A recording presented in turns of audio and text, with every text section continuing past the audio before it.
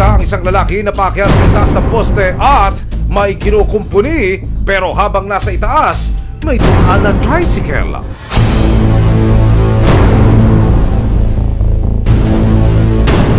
At biglang nahulog at nabagok pa sa semento ang lalaking nag-aayos ng mga kawad ng kuryente. Makaligtas kaya ang lalaki matapos ang malagim na aksidente?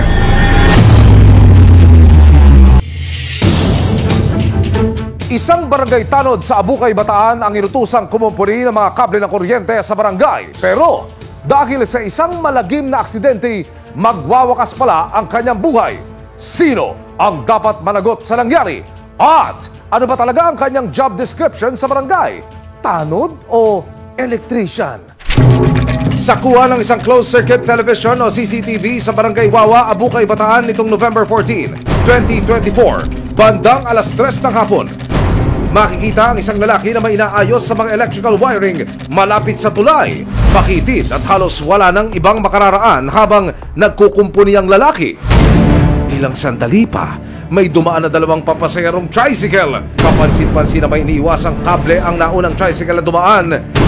Pero ang sumunod na tricycle driver sumabit sa kable na nakasukbit sa lalaking gumagawa sa itaas ng poste. Dito na nawala ng balanse ang lalaking nasa tuktok ng hagdan. Bumagsak, nabagok ang ulo at tumama ang kanyang katawan sa sementadong tulay. Hindi ho malinaw na makikita sa video, pero meron hong nakaladlad na kable doon ho sa paanan ng hagdan na nakakabit naman sa katawan ng biktima. Yun ho ang sumabit sa ikalawang tricycle dahilan para mahila ang biktima na nooy nasa tuktok ng hagdan. Bumagsak ho dire-diretso ang biktima. Tumama sa balustre ng tulay saka bumagsak sa semento. Sa dulo ng video makikita ang wala ng malay na lalaki na binibitbit palayo sa kalsada. Isang linggo matapos ang insidente, nagtungo ang resibo sa Bataan.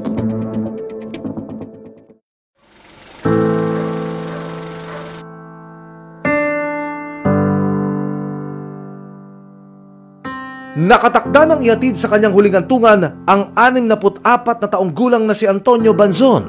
Ang sanhi ng kanyang pagkamatay, pulmonary contusion severe at multiple rib and scapular fracture matapos mahulog.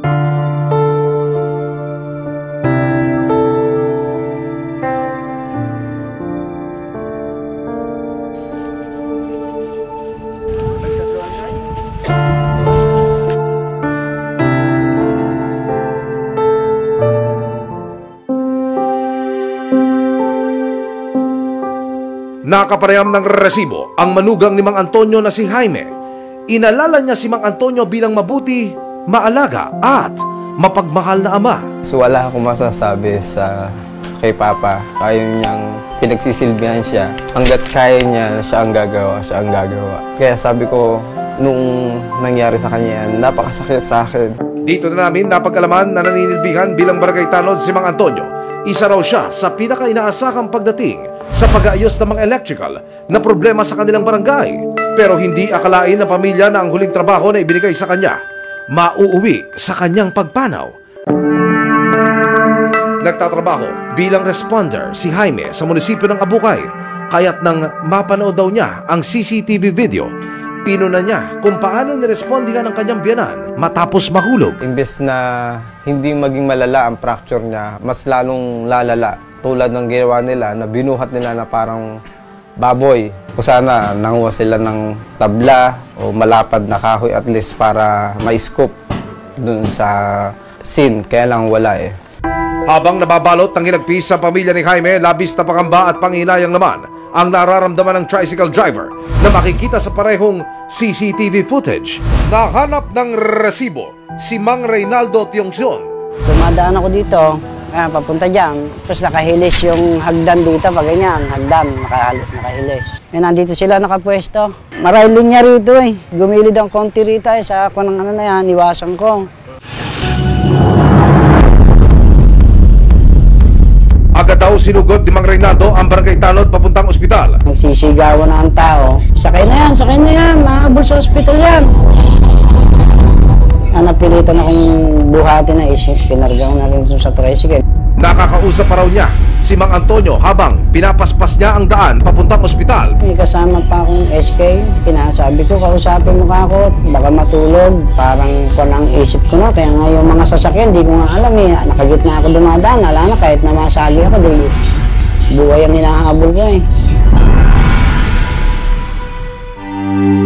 Pero kinabukasan November 15, tuluyan ng binawian ng buhay si Mang Antonio. Talagang naglambot ako noon. Kaya yung gumarahin na rin ako, hindi na ako namasada. Kahit salat sa buhay, sinikap ni Mang Reynaldo na makalikom ng pera bilang tulong. Kung 10,000 binigay ko sa kanila, galing ako ng hulo, ng utang roon. Tapos yung pera nga isinasauli sa akin. Dahil daw alam verbal na usapan, alang kasulatan, hindi pa tapos yung usap na yon. Binalik sa akin ng pera at magdidemanda na lang daw sila. Masakit po sa kalooban ko talaga na nakadiskrasya ang ganun. Pero isang araw matapos mailibing si Mang Antonio, pinahintulutan ni na Jaime na bisitahin sila ni na Mang Reynaldo para maayos na makapag-usap. Aksidente nga lang na nangyaring ganun. Ngayon, napag-desisyon na naman namin nila, kuya, na hindi na namin kayo sasampahan. Mapapatawad naman din po namin kayo, kaya lang po, siguro po hintayin niyo lang po yung tamang panahon din po para sa 40 days niya, Espiras ng Pasko. Paano kami magsasaya? Sana maintindihan niyo rin. Kaya naman namin kayo mapatawad. Hindi nga lang sa panahon na sa ngayon, siguro. Susubukan daw ni Mang Reynaldo na ayusin ang insurance na nakakabit sa kanyang tricycle.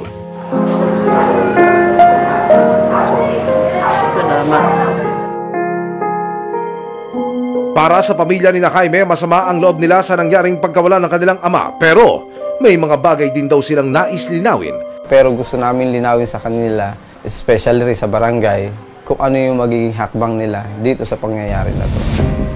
Nagtungo ang resibo sa tanggapan ng Barangay Wawa para makuha ang kanilang panig.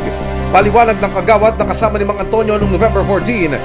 Tanod ang posisyon ni Mang Antonio pero sa electrical works daw siya naka-assign. Wala naman kasi interviewan dito sa barangay na ano eh. Pag marunong electrician siya at kaya niya, pwede siyang pumasok. Dagdag ng barangay, nagbigay na rin sila ng financial assistance sa pamilya. Nang ilapit ng resibo sa Department of Labor and Employment ang CCTV footage, agad nilang pinuna na walang suot na personal protective equipment ang tanod at wala ring safety harness. Malinaw na paglabag daw ito sa safety rules para sa isang manggagawa. Unang-una yung tinatawag na electrical safety. Ngayon sa electrical safety, unang-una dapat merong permit system yan eh.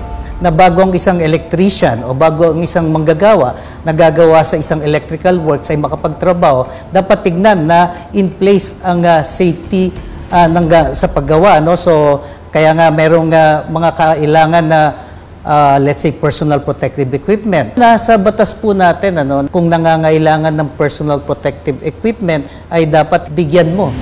Ang tugon naman ng barangay kung bakit wala silang safety equipment. Tapos kami doon sa budget na hindi natuloy na bumili kami ng mga harness niya. Pinagbigay alam din ng resibo sa Department of Interior and Local Government o DILG Bataan ng insidente. Kung gagamitin ho natin yung mga legal basis, wala po talagang tinatawag na barangay electrician na exclusively tungkol sa kuryente po yung trabaho. Ipinatawag ng DILG ang kapitan at kagawad ng barangay. Dumalo rin si Jaime. May nais daw siyang sabihin sa mga kawani ng pamahalaan. Wala rin po kasing harness, wala rin siyang gloves that time, as wala rin helmet.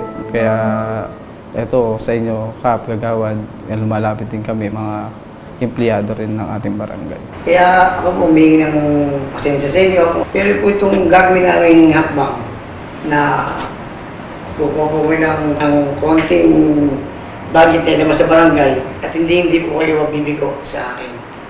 Pangako. Masakit din po kasi sa akin. Sa huli, ipinag-utos ng DILG sa Barangay Wawa na siguruhing makararating ang financial assistance para sa pamilya ni Mang Antonio. Inassure po ni Kap na tutulong at susuporta po sa family po ni Kuya Tony po.